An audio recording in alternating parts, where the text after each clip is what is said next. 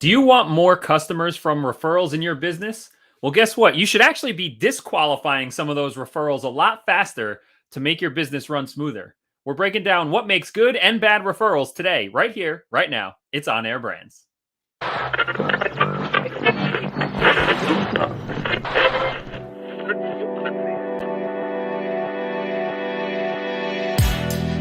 now tuned in to the On Air Brands podcast.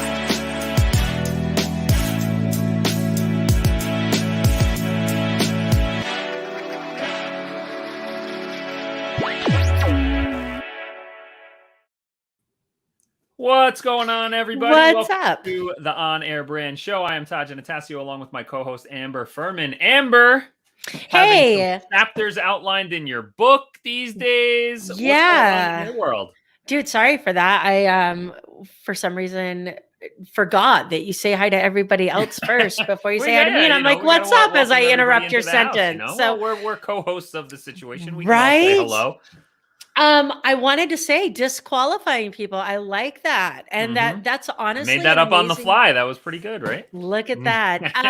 That's an amazing way to run your business too. Like if you assume that everybody is already your customer and it's your job to disqualify the ones that don't fit within your product or service, it's a game changer, man. I like it. Yeah. And yesterday I was listening to the I Love Marketing podcast, which if you guys haven't checked that out, with Joe Polish and Dean Jackson, it's an amazing resource. Even go back to the beginning. It's like an MBA in marketing, but he was saying it's good for your marketing to repel the wrong people, but you want to make sure that you're doing it on purpose and not accidentally just repelling everybody because you're not good at marketing.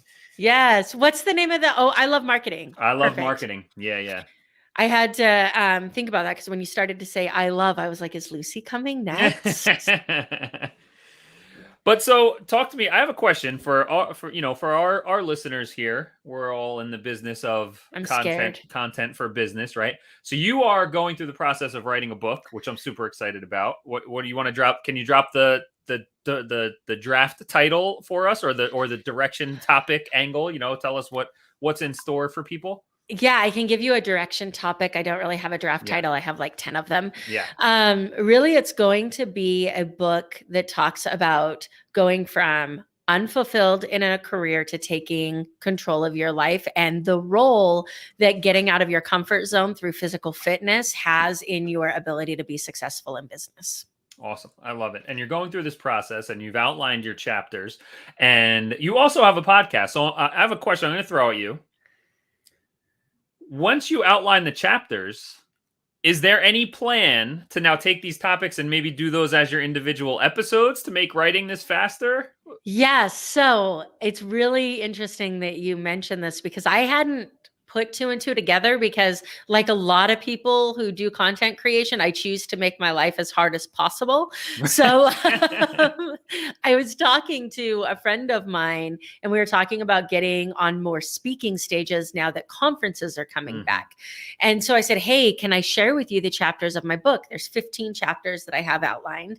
And she says, absolutely. So I'm going through, and she's like, Amber, every single one of those would be an amazing keynote.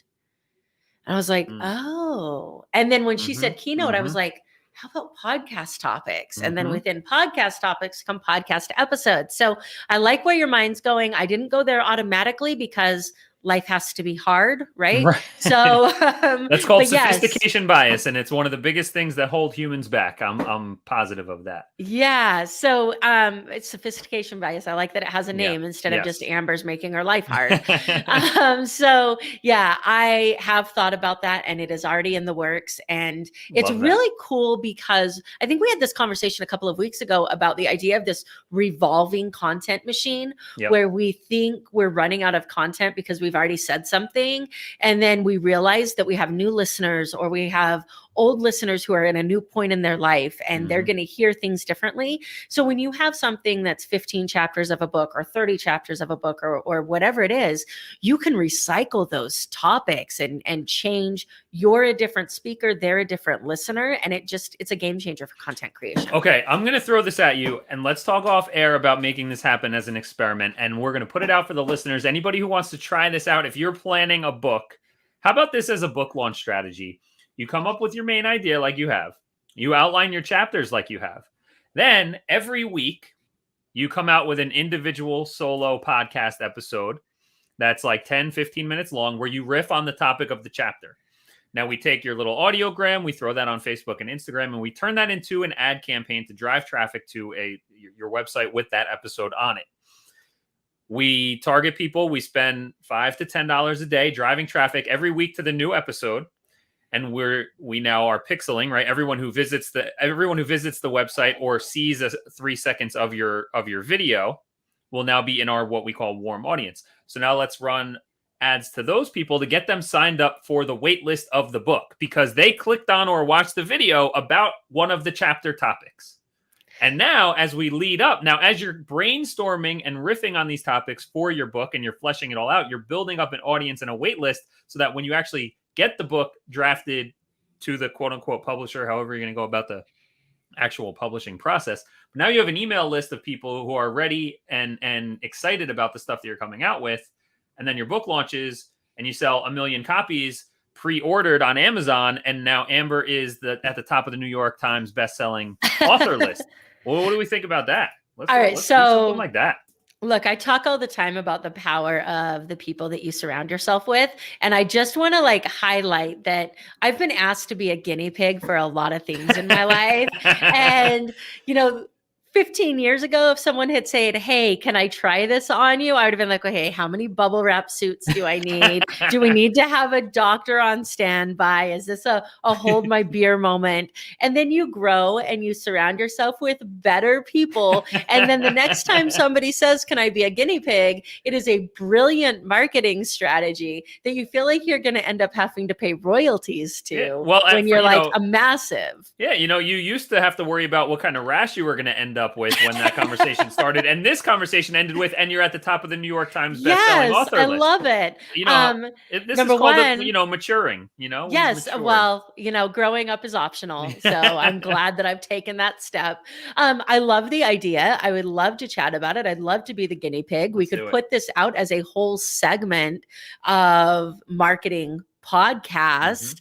Let's make it happen, man. Yeah. And if you're listening to this, I just want to highlight that this is the type of genius that Todd throws out every single day that he's working with his clients. So if you're sitting back there thinking, holy crap, I need a Todd in my life, you can have one. Yeah, you have me every Wednesday at noon. This is where we got it. Hey, what's up? Jim is tuning in here, man. What's going on? Good to see you. Been a while. So speaking of books, not only are you writing a book, but you are also coming out has it officially launched with the book club? It has, and I'm so freaking excited for it. Okay, so now give us the premise in 1 minute. What's the premise of this book club? The premise is that the wrong questions are being asked in relationship to personal development growth. People are asking you how many pages you read a day, how many minutes you listen to a day, how many books you read a year. The question should be, how are you implementing? How are you acting? What are you taking from these books? So I combine those things. We create a place for people to read, reflect, talk about their perception of the book, learn from other people. And then the newest addition is we actually bring in the author of that book to talk about and answer Q&A of what people want to learn. But how amazing would it be to be like, this is what I thought this meant. And the author be like, hey, I had never thought about that before. Yeah. I'm glad it hit you like that. So there are some books that are just so valuable that I'm going to bring them in without the author because we're going to get a ton out. And maybe when I get that bestseller list, I'll get the author in my book club. But for the majority, we're going to bring the author in and it's going to be some amazing conversations. So I'm super stoked for it. It's going to be awesome. I don't know if you want to say who it is, but you do have one author lined up that you got in through a referral. I do. It's super awesome. Yeah. So tell the story if you want to name drop or not, but how they came to be, and then we can get into our referral conversation here. Yeah, absolutely. So I actually have two, and they both came from referral and networking sources. So the first one is Michael Faber. He has a new book out called F the Norm, and it's all about stepping out of that box that you've tried to put yourself in and into the originality that's going to make you absolutely amazing. And that's how he's built his career. I met him through a networking group from Travis Chappell's Build Your Network, and we connected like 2 years ago, and then this is just happening. The second one, and this is, I'm so thrilled for this, is Michael Coles. He's the author of Time to Get Tough, the founder of the Great American Cookie Company. He's going to be our October book and has committed to coming in, and it's going to be fantastic. So Yeah, that's he was super also awesome. a referral through networking, and part of the idea and mission behind what we're talking about today. Yeah. So when you get Michael Coles in the door, this is a high level. I don't know if his book is New York Times bestseller or whatever, but he's a super successful, Super. super successful businessman who then is now author, etc. Great mind, and not only the Great American Cookie Company, but then you also told me earlier that he's also on the board of the Caribou Coffee Company and took them international and all that kind of Yeah. stuff. So amazing person. How can I love you, Amber. You're amazing. Everyone who's with us every week knows that. But how does an Amber Furman land someone like Michael Coles into her little private book club that she's just launching? It's brand new. And it's because in order to get stuff like this without paying, his $1 million keynote fee or what, whatever it would be, is by building that relationship faster, getting people to know, like, and trust you, having the credibility, being on a mission and all that kind of stuff. And in order to do that, you can borrow it from the person who refers you. And that's what happened in this case, where one of your friends got connected to him a while ago and they have an existing relationship. And so you were able to kind of piggyback off of that friendship and fast track the know, like, and trust, credibility, and relationship building with Michael to get him interested in coming in to serve your audience, which is amazing. And that's the power of having good referral sources, right? Is that it helps you rather than having to we always talk about how thinking about the customer journey, and it takes a very long time to build relationships and stay in front of people and all those kind of things. And the referrals, when you get referrals in, you can really chop that time down, sometimes in half, sometimes in a tenth, but whatever it is, you can cut off a lot of time it takes to build trust and credibility and relationship when you get referrals. But there's also a downside to those kind of situations, right? Because sometimes you end up, one, when you ask for referrals, you end up getting people awkwardly making introductions, and then you end up on the phone wasting your own time with people who you shouldn't be talking to. And in certain scenarios, you end up actually getting clients or customers that go south very quickly because, yes, you bypassed the know, like, and trust, but you didn't actually go through, like, is this a good fit and do you understand how we work? So today we're gonna unravel the good, bad, and everything in between for referrals. So it all starts though with the introduction, right? Like, when you're asking for or giving referrals, what makes for a good referral introduction? Yeah. So I want to step back just a minute about what you were Mhm. talking about before and make sure that, like, people know that, yes, there's that know, like, and trust factor. And also, the person that introduced me to Michael Coles, he didn't have a relationship with him before. He was a reader of his book. So the willingness to put yourself out there to ask for that initial introduction, I feel like there's so many people that are afraid to ask because they think that person's out of reach. So that's the first thing that I just wanted to throw out there, is that nobody's out of reach for Yeah. anybody. Yep. So what makes a good introduction? Is that what I'm supposed to be answering? I'm sorry, I just lost my train of thought. Yes. We're talking about good introductions. Cool. So I think that the very first rule is making sure that you truly know the person that you're talking to and the person that you're introducing to and what they're looking for and what they can provide. Too many times we've heard the phrase that your network is your net worth. And so we want to act like we know people more intimately than we do. We want to create these introductions because we think that making the introduction is where the value is in. It's not making the introduction that's valuable. It's making a valuable introduction that's valuable. Yeah. So understanding that the person you're referring needs what the person you're referring to has, or vice versa. And I think the second most important thing is getting permission from both people. Are you still doing this? Are you still interested in this? Is this somebody you'd like to meet?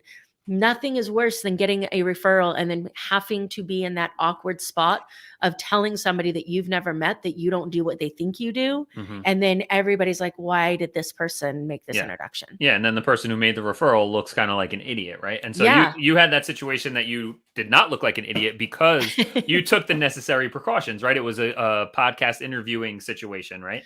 Yeah, I mean, there's so many things that could go wrong. And I used to be that person Mhm. that was like, hey, I know George and he needs to know Fred. So I'm just going to make the intro Yeah. and we're going to make this happen. And then you send an email and that person never checks their email. Or, Mhm. you send a text message and they don't want their personal textable number being out to people that they don't know. Like Mhm. there's so many considerations that go into how you make a proper introduction. So when I reach out to somebody and I did have this situation where I had a podcast guest that would be perfect for a podcast host friend of mine, rather than just throwing together an email introduction, I reached out to the podcast host and said, "Hey, this is this person's bio. I think that she would be good. I just interviewed you interviewed her on my podcast. I think she'd be great for you." And the response I got was, "Thank you so much. It would be great to meet her, but I'm no longer producing my podcast. I've switched directions." Huge landmine avoided there. But then on the other end, like the next question I always ask, if that answer is yes, I'd love to meet her, what's the best way to make an introduction for you? Yep. How is the best way? Make it as easy as possible. People shouldn't have to work for your referrals. Yeah, yeah. And something else that I like to do is in the referrals, if it's via email, is linking over to the people's profile. So yesterday, and there's also something else. So you said make sure you talk to both sides, make sure there's an expectation, and you said make sure you have a I don't think you said make sure you have a relationship, but make sure that it's a good fit. Or if you're not sure if it's a good fit, just be transparent about it. So Yeah. yesterday, great example. Someone I'm connected with on Facebook reached out to me, and he's someone I think he actually interviewed me on his podcast. That's how we got connected initially. But this was the first message I ever received from him on Facebook. So we didn't really have a prior relationship. And he said, "Hey, do you know anyone who can help with design on these like investment pitch decks or something along those lines?" I was like, "Yeah, I have some people in my network. What's your budget range, et cetera, and I'll think of who would be a good fit." And then yesterday afternoon, I was on a call with a colleague of mine. We were working on a project, and she has a design agency, and so it came up, and I was like, "Oh, I just got this message from this person. Is this something that you'd be interested in?" And she's like, "Oh yeah, totally." So I messaged the guy back and I said, "Look, here's the deal. I don't really know this person that well, but they're looking for your services. Should I make the intro?" And then I messaged him, and it turns out it's actually a friend of his. So now I'm actually we are like double referraled out, right? Like it's Yeah. like someone to their friend to me to someone else. And so I set that expectation. I told him, I said, "I'm going to refer you to someone else. I'm not going to do it." And the person I referred, I said, "Hey, here's the situation. I don't really know this guy that well, and I don't have any clue who that other person is, but they're looking for something you might be able to offer. Do you want an intro?" She said yes. They said yes. What's the best place? Email. Here's the email addresses. And then in the email addresses, I say, "Hi, so and so. You're looking for X, and I know Amber provides. She does a great job doing those kind of things." And I highlight your name and I link it to your LinkedIn profile. And Yeah. then I say, I'll say, Amber's great at this stuff. You can check more of her stuff out at morethancorporate.com. And so I'll link your name to your LinkedIn profile, and then I'll put your website in the sentence. So now that person can easily, like you said, make it easy. Now that person can easily click over and see how professional you are and your content that you're putting out and all that kind of stuff. And then vice versa. If I know the other person, I'll do the same thing there, where I'll link over to their websites and profiles, so that everybody involved can very quickly just see, the social profiles, the websites, get some context around it, and be like, right away, if it's, it looked like it was some like brand name hospitality.com. I forget what it was. But so like if this designer didn't work with hospitality companies, she very quickly would have been like, "Hey, I just took a quick look at your website. I would love to talk to you, but we don't do hospitality design stuff." And maybe she would or not. So always being able to make it easy for everybody to get all the information up front and quickly disqualify things, before anybody wastes time on each other. Yeah, absolutely. And then there's this other side of it too. If you think about receiving that referral that's not a good fit for you because you haven't taken the steps that Todd and I are talking about, on a good referral. And then what are the options? That person that gets the referral either doesn't respond because they don't have a real need to respond, which is never the good answer, Right. but it happens. Or they have to respond and start this awkward conversation of like, I don't really know why we're having this conversation. Right. No matter what happens there, you have a know, like, and trust factor with the person that you are referring and the person you're giving the referral to. And that breaks down on both sides when you give a referral that's not valuable. So we're talking about in this episode, how does the person that you are referring borrow your know, like, and trust factor? But what happens if you've ruined that know, like, and trust factor through a bunch of referrals that just don't matter? Like, Right. what is there left for them to Stop borrow? wasting my time. Like, Yeah. now all of a sudden, you send 2 or 3 people over to me that were a waste of my time. That fourth time, if I even get to 4, Yeah. I really can't, now I'm disregarding those people, which is unfortunate because maybe those future people would be a good fit. So Absolutely. And we've all heard the phrase guilty by association, Yeah. right? I mean, I talk to my clients about it all the time, unfortunately. So when you refer to somebody and the person doesn't respond, it is common human nature for someone to say, well, what type of people does Amber do business with? Which again is setting expectations, because I actually got a referral 2 weeks ago. I can't remember if this person got back to me or not, but the person who made the introduction said to me beforehand, I have a friend who might, be interested in the kind of stuff that you do. Would you be interested in an intro? Sure. Always happy to talk. She says she's very slow to respond to things. Just a heads up. So she told me up front. So now I know, like what you just said, I'm not offended that she didn't get back right away. Didn't work out. Not that I think it didn't work out. I know that, okay, I replied right away, and maybe in a week or two, I'll bump it back up and follow up without feeling guilty about it, Yeah, absolutely. That setting expectations is so important. And, the other thing is, when it comes to increasing your referrals, is having people who know what it is that you do so that they can introduce you to the right people. And a great place to meet up with these kind of strategic partners is at PodMax, right? The community at PodMax is a great place to get people to know about you, to learn, to like and trust you, and to start understanding what it is that you do and who you help, because now they're going to be actively listening for those situations subconsciously. And when it pops up, they'll be able to make introductions and referrals for you. So if anybody's interested, podmax.co. The next event is on August 27th. And we have 2 great keynote speakers. Caleb Silver will be in the room, the editor-in-chief of Investopedia, and also Matt Faircloth from the DeRosa Group. And they're all going to be talking about personal branding, content creation, building a business with content, and all that stuff. And what's awesome about being someone who puts out content consistently is that it helps to educate your network, right? When you are creating content regularly, when you're posting it on social media, whether it's LinkedIn, Instagram, Facebook, wherever you're building your network, right? Putting it out to your email list. This is what, you always hear me talk about warming up your audience, right? Going from a cold audience to a warm audience. And putting out content and engaging with your audience is how you warm them up. It's how you educate them about not just what you do, right? Like, most people know that I'm in some kind of marketing stuff. Most people have to ask me what I do because it is all over the map. But if you were to go to my website, thegrowthsuite.com/free, sign up for some free stuff, those free resources are going to educate you on our process. You're going to get automatic email follow-ups that educate you, on our story, how we got started, the type of people we work with, the results we get, our philosophy on business, what I think that modern marketing principles are and how we operate, and what I suggest for all of our clients to do when it comes to what kind of voice should you have or what kind of content should you create. Like, if you come to me and hire me, but then it turns out you don't want to be someone who creates content, well, guess what? We're not going to be a good fit, right? And so this is a place where referrals can fall flat and put everybody in a bad situation. So the awesome thing about referrals, you get to jump the line when it comes to building the relationship and getting the trust. That's huge. That's awesome. But if someone, let's say, was like, I need Facebook ads, and they said that to a friend, and a friend was like, oh, Tresnick Media, they do Facebook ads. You should talk to Todd. They're like, great, I want to get started today. Let me do it. And they hit me up. We get on a call, and they're hyped up, ready to go because they want Facebook ads, whatever that means in their mind, right?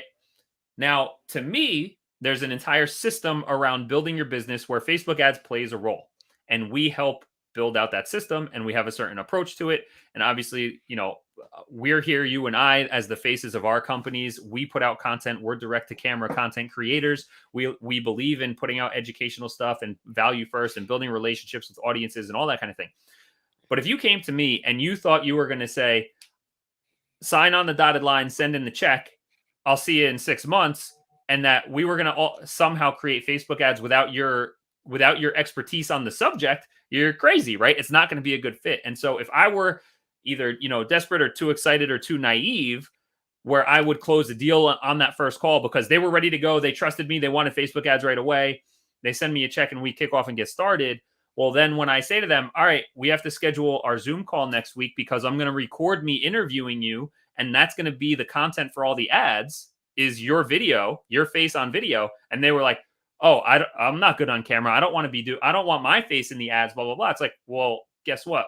We're not, like, we literally won't be able to work together because that's the method that we take. And so when someone refers over somebody and you skip that part of the educating people on your approach and philosophy and how you do things, you put everybody in a bad position, right? And so knowing that just because someone comes over ready to buy because they know, like, and trust you from the referral, still you as the provider need to pump the brakes a little bit and make sure they understand how you operate, not just that they're revving ready to go saying yes because they want to get started on results, but that they understand how you work and what it's going to be like. Yeah, absolutely. And this actually did just recently happen to both of us. I was in my law firm and I was looking for a change in my marketing company, and I thought I needed SEO. And I had put out this big Facebook post about, hey, who do you know that does SEO? And I'm going through talking to all these people about SEO and probably had 4 or 5 calls. I was getting quotes for SEO. I was getting all of this great information. And all of a sudden I was like, crap, I talk to Todd every single week. Like, why am I not talking to Todd? Right?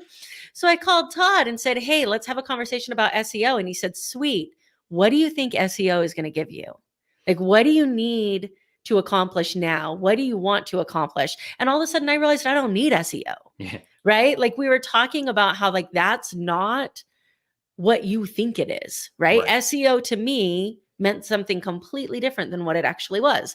You took the time to sit down on a call, to educate me, to talk to me about things that I should be looking for.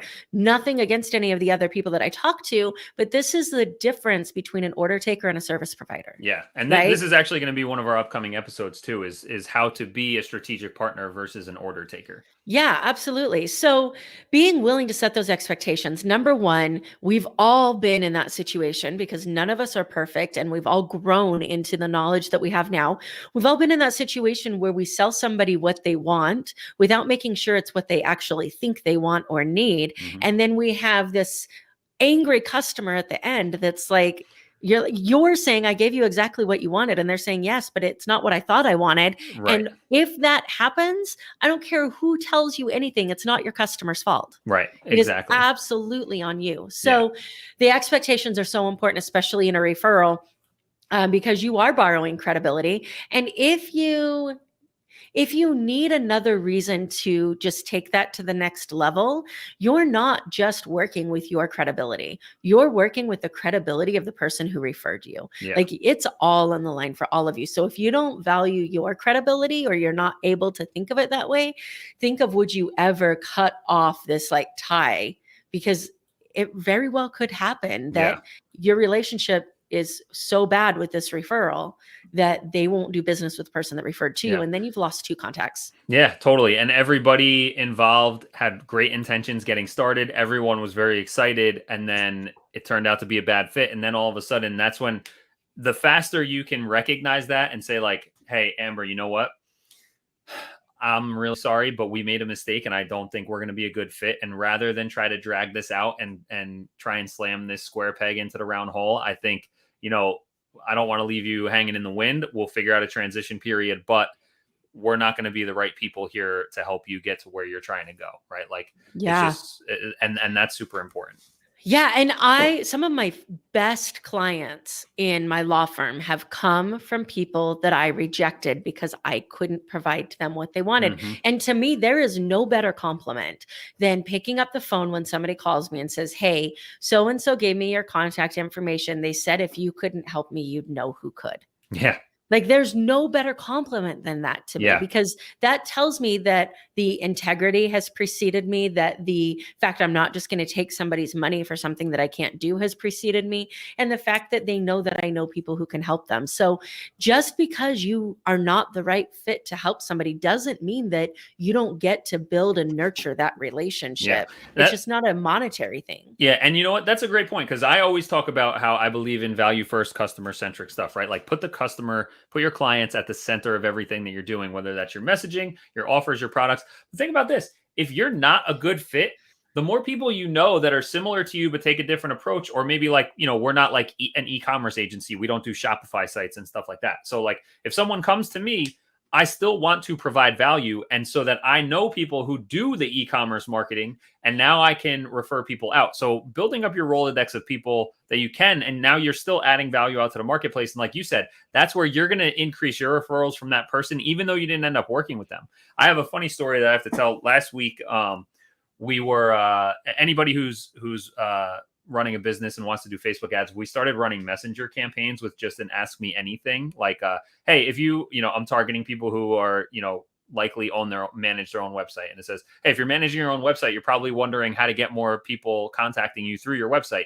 I've been doing this for 20 years. Tap the message button, ask me anything, like those types of things. And it's working really well for a bunch of clients in different spaces. So we're running that. I got a message from someone who had they were an installation company. It looked like on their website, like they would install fans, air conditioning systems. It wasn't like HVAC, but whatever, like a home service provider, basically. And he messages me, and we start chatting on Facebook Messenger. And I say, what's your business like? How many customers do you have? What are your goals? How are you currently getting your customers? And he says, currently we have, I forget what the number was, but currently we have, 10 customers a month, and we want to get to 25 customers a month. I said, okay, cool. How are you getting those customers? And he says, well, we're doing direct mail postcards to our target neighborhoods. I said, okay, cool. Have you maxed out the amount of customers you can get from the postcard method? He said, no, there's still we only do it every 2 months. We should be doing it like every 3 weeks, and we only do it in half of the area we cover. We could do it in the whole area. I said, great, do that. Put them out more frequently and put them out to the full area that you serve. And he's like, okay, well, what do you think about Facebook ads? I go, you don't need to worry about Facebook ads until you max out what you're currently doing. Like if postcards are working for you, that's what you should keep doing. Right. And so that's what we should strive for as service providers, is to be that strategic partner, strategic advisor who adds value regardless. And it's not like, I'm not trying to sell Facebook ads to everybody who talks to me. I'm trying to help you grow your business successfully. If it's going to be through postcards and it's working, like, send more postcards. Yeah, absolutely. And okay, so I have to squirrel moment with you for just a minute, because this is so amazing. So I just finished reading Winning by Tim Grover. Oh, And if you yeah, guys haven't read that book, oh my gosh, it's so good.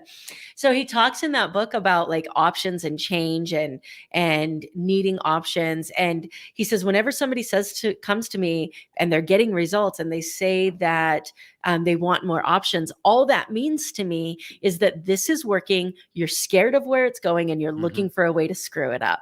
And when he said that, I was like, damn, like, why are you coming in with like the big punches, right? Like, why won't you just let me sabotage myself, coming right back right? around, right? Like, why? And so when you tell that story, like logic dictates that if something's working, you do more of that thing that's working. Yeah. And when this is what we do as coaches all the time and service providers. What are you doing now? What's working? Okay, do more of it. Rocket science, right? But we get in our own way so many times. And so that self-sabotage is real, which is why you need somebody like Todd on the marketing side, why you need a coach in your life to be like, dude, just do more of the shit that works. Exactly.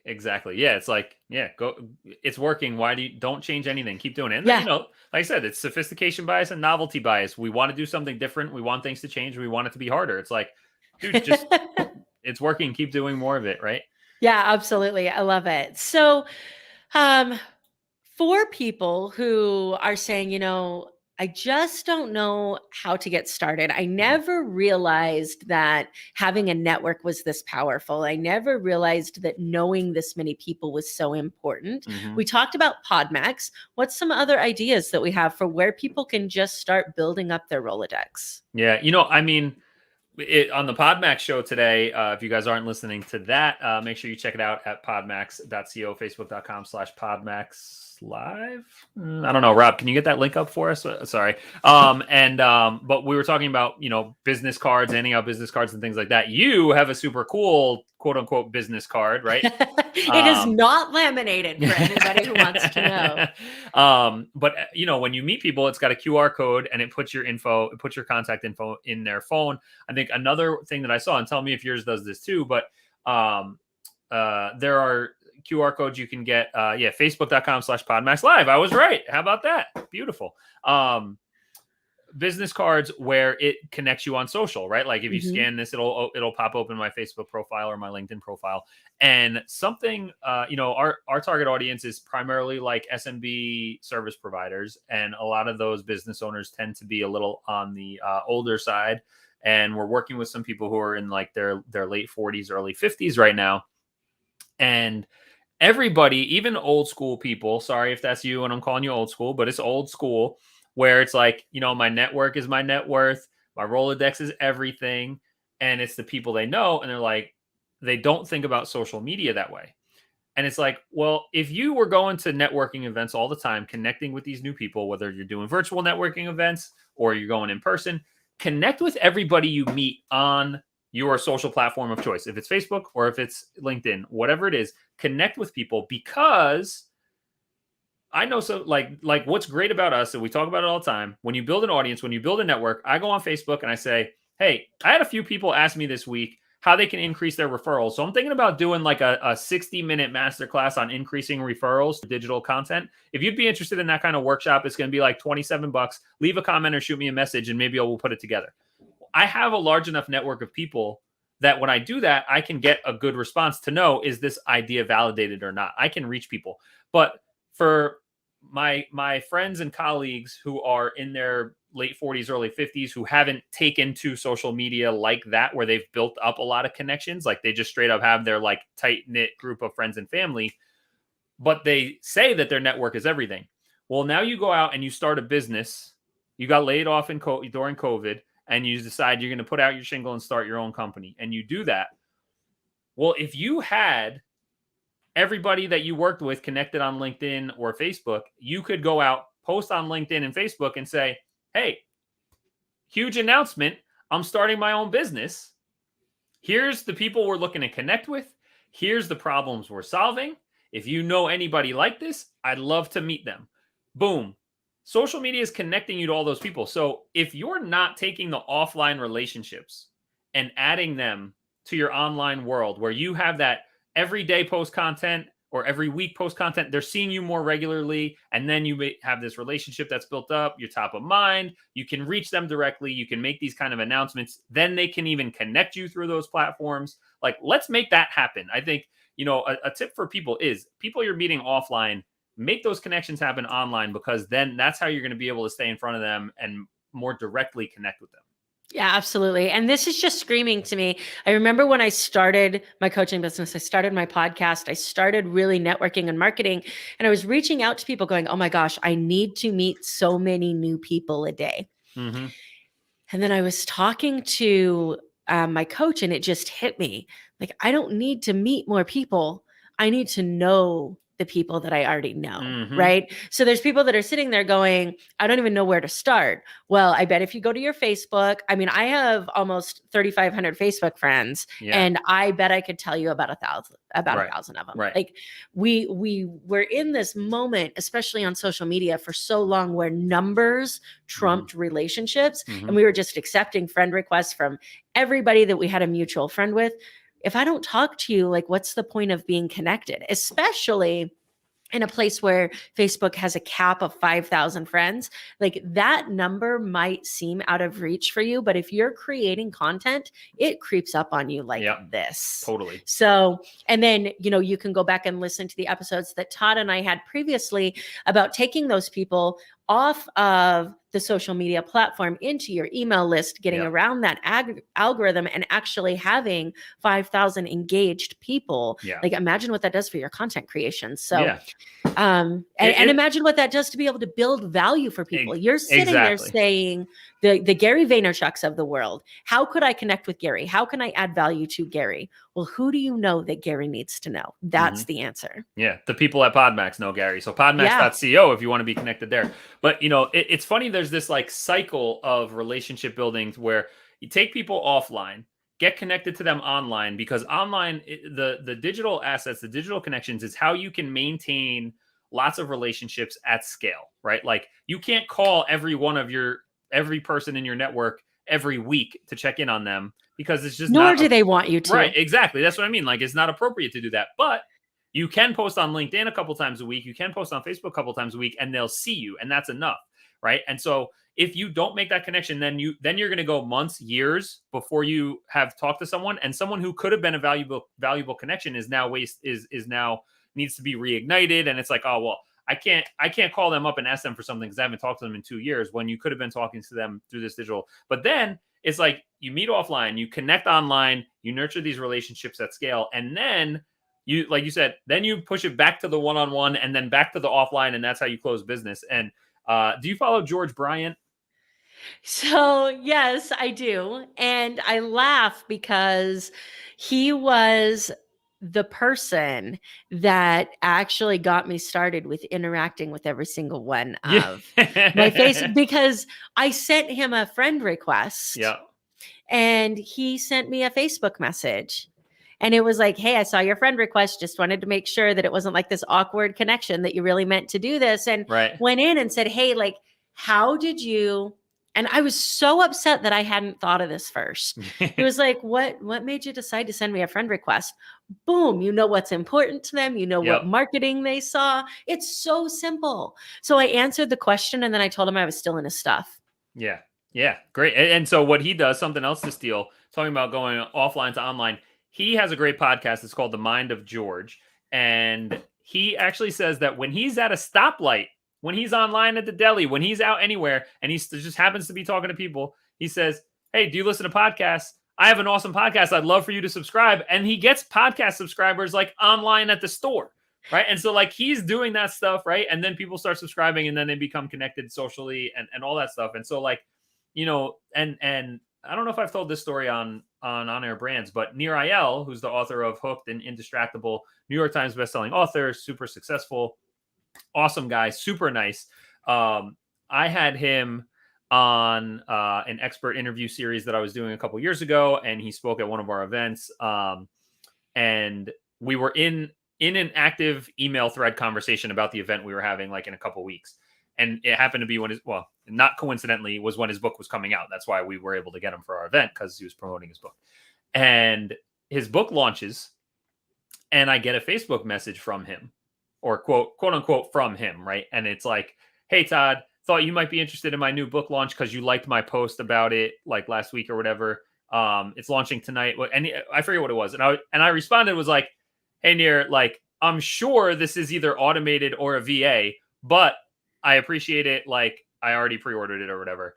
And then he responded like 20 minutes later and was like, yo, Todd, hey, sorry, I am copy and pasting these out, but it is me messaging. And I'm like, dude, how do you get on the New York Times best-selling list? Like, this guy, he's literally one-on-one DMing everybody on Facebook who has liked one of his posts in the last however long. Like, that's legit. Like, that's the hustle and grind part of things. And he's going out and speaking out huge events, and he's on all the podcasts. He does all the other stuff. But like, dude, that's the hustle and passion that like, and relationship building, like doing the stuff that doesn't scale, People want to know, how do the really successful people in their field get really successful? And the answer, like, they don't really want the answer, because the answer is like they hustle and grind their ass off. Yeah. And I was reading Les Brown's book to prepare for the interview, because I had him on the podcast, which was so amazing. Oh, you want to pick that name off the floor there? Yeah, right. So I was reading his book, and he was saying that when he started speaking, he was making 200 phone calls a day to people for speaking engagements. 200. And we're talking, like, not to age Les Brown, but you couldn't just go on Facebook and bot 200 people. Like, he was in a phone book calling 200 people a day. That's crazy. This is how sales, it's the grind. So if you think, man, this sounds like a lot of work, it is, and it's worth it. But one of the ways to speed that up is through referrals. So getting good referrals comes from having more people know you and know what to listen for, right? The active listening. And once you have those kind of connections, and they're making referrals, that's going to help you speed up the process. But to make sure that it's a good fit, pump the brakes and make sure you have conversations, not just that they need the service you provide, but that they understand how you work, what's involved, that, you get to know each other a little bit, personality wise. And also timing was another thing we didn't talk about, right? Like, one of my best friends is a realtor. I'd love to refer everybody over to him, but like, people buy houses like every 25 years. So I'm not going to go out blasting introductions to this person, right? Or another thing common, in your 20s, you start getting hit up by all these insurance salespeople, and they'll meet with you. And then at the end, it's like, hey, can you give me the name and number of 3 of your friends? Because they probably need this too.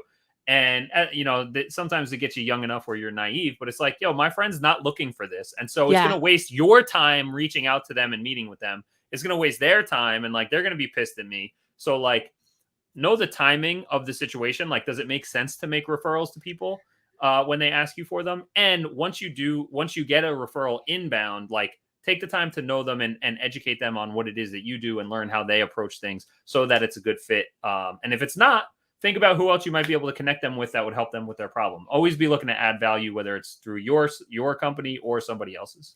Yeah, absolutely. And, on that note, like, if you have any questions about, am I doing this right? Is this the right way to do it? Is this a good connection? Just ask yourself, like, if I was on the other side of this and someone gave my number to this guy, would I want to hunt them down and run them over with my car? And if the answer to that is yes, then don't make the introduction. Yes. But an introduction I'm happy to make is for all of our viewers and listeners to PodMax. If you guys are not part of the PodMax community yet, podmax.co. Our next great event is going to be August 27th. I'd love to connect with you there, learn about what you do, so we could start sending you referrals who are qualified and need what it is that you do. Podmax.co to jump into that event and join our community there. So until next week, have a great week and send good referrals this week. Yes.